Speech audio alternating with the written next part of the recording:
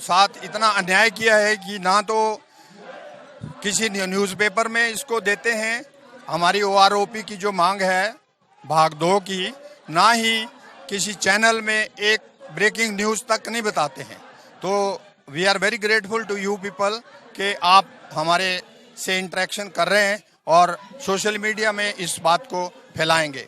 जहां तक हमारे साथ अन्याय होने का प्रश्न है, तो हम लोगों ने 1 रैंक 1 पेंशन जो मांग किया था, वो उसका आधार ये था कि जो यंग एज में आर्मी को यंग रखना होता है लड़ाई के लिए, तो यंग एज में अगर उनको रिटायर करना है तो उनके ऊपर 40-45 साल की उम्र में जो है बहुत जिम्मेदारियां होती हैं। बच्चों की पढ़ाई, हायर क्लासेस में उनकी मैरिज और भी फैमिली जो ऑब्लिगेशन बहुत ज़्यादा होते हैं। तो उनको जो है OROP का कॉन्सेप्ट दिया था। तो इसके लिए हम मोदी गवर्नमेंट के आभारी हैं कि they created this concept of 1 rank 1 pension, लेकिन उसको इम्प्लीमेंटेशन करने में जो है हमारे साथ बहुत धक्काशाही हो रही है। जिन लोगों के कहने से हम बॉर्डर पे जान लगाने के लिए तैयार हो जाते थे, उन लोगों ने हमारे साथ धोखा किया। और आज OROP के टेबल पर जो है देखो तो मेजर से लेकर के और लेफ्टिनेंट जनरल के रैंक तक उनके टेबल में कोई गलती नहीं है, लेकिन सिपाही से लेकर हवालदार तक थोड़ा थोड़ा दे दिया उनको, और नायब सूबेदार से लेकर सूबेदार, major, honorary lieutenant, honorary captain, उनके साथ जो है बिल्कुल अन्याय किया। ये बात सबसे पहले हो रही है इस बार कि इसमें किसी की पेंशन को कम कर दिया गया है, ऐसा आज तक सुना नहीं है। और हमारे पूर्व सैनिकों को आज सरकार ने सड़कों पे आने के लिए मजबूर कर दिया है। इससे बुरी बात क्या हो सकती है। देखा जा रहा है आज 21वां दिन है धरने में बैठते हुए और सभी राज्यों के लोग आए हुए हैं, सरकार की कानून में बिल्कुल चुई नहीं रखने। क्या कहना चाहोगे? गलती सरकार की नहीं है, गलती सरकार तक ये बातें पहुंचा नहीं गई है प्रॉपरली। मीडिया भी, main stream media, national media भी अभी तक वो फ्रंट फ्लोर में आया नहीं है। कारण क्या है वो तो मीडिया ही जाने, लेकिन हम सड़कों पे इसलिए है कि 23,000 करोड़ में से 97% को 3% मिला है, 3% को 97% मिला है।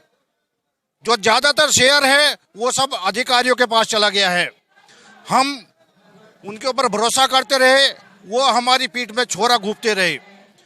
आज से नहीं, हमेशा से यही हो रहा है।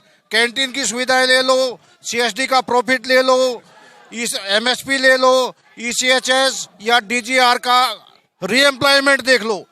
जो स्वर्ण पोस्ट है वो सब उन्हीं के लिए है। हमें 3rd क्लास का जो है ना एक दर्जे का वो समझते हैं, तो इसलिए हमें कोई भी वो नहीं दे पाए। और इसी कारण से आज हमें सड़कों पर उतरना पड़ रहा है। We have been pushed to the wall to oppose what they have given to us.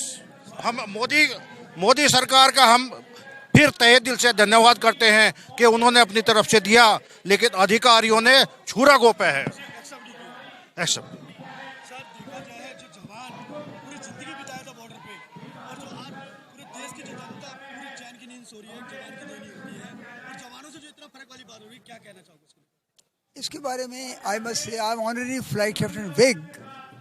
This all we are very grateful to Modi ji for implementing the OROP, but our top brasses like air marshals, generals and commodores, they have not put up for us anything. They have taken everything for themselves. In the 5th pay commission also they have taken. Before 5th pay commission we were getting more pension than a major, but now we are getting 25,000 rupees less than major. It is all because of the generals and the marshals. We have been downgraded. But Modi ji is not at fault because Modi ji is not in the field. जो भी उनको put up किया जाता है by the generals and the top brasses, he has granted. So Modi, for 3 cheers for Modi ji. But top brasses have spoiled the show. That's all. आपसे बात करते हैं तो क्या कहना चाहोगे जो लगातार जो आक्रोश बढ़ रहा है सैनिकों का और रोड पे उधर चुके हैं, क्या कहना चाहोगे उसको? देखिए, अभी ये OROP एक्चुअली 73 के बाद इसकी डिमांड उठी थी और हम शुक्रगुजार हैं ये बीजेपी गवर्नमेंट के कि मोदी जी ने हमें 2014 में इसको ग्रांट किया था।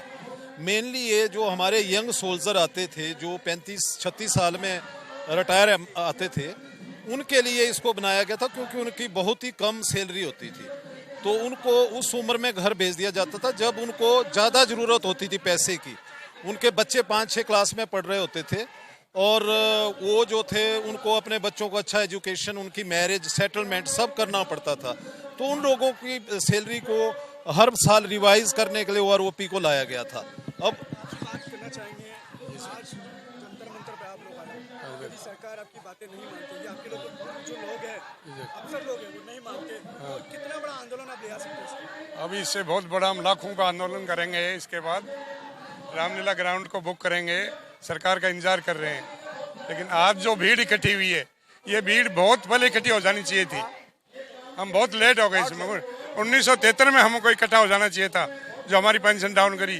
2006 में पे कमीशन ने हमारा डाउन किया। जानना चाहेंगे आप कहाँ से आए सर? मैं चंडीगढ़ से आया हूँ और मैं ये बताना चाहता हूँ कि आज हम सड़कों पर इसलिए उतर आए हैं क्योंकि जब 2014 में 1 रैंक 1 पेंशन दिया गया तो उसी टाइम पर जो उसकी में विसंगतियाँ थी उनको दूर नहीं किया गया। उसका नतीजा ये हुआ कि ORP 2 में भी विसंगतियों के ऊपर विसंगतियाँ थोप दी गई। अभी इसी तरह से 2024 में भी यही होगा कि और पेंशन कम हो जाएगी। तो हम चाहते हैं।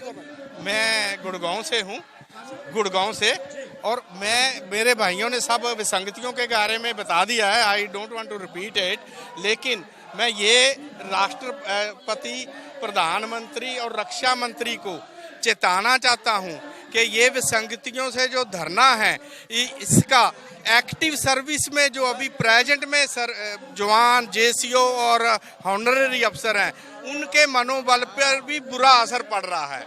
ये प्रधानमंत्री और रक्षा मंत्री राष्ट्रपति को अपने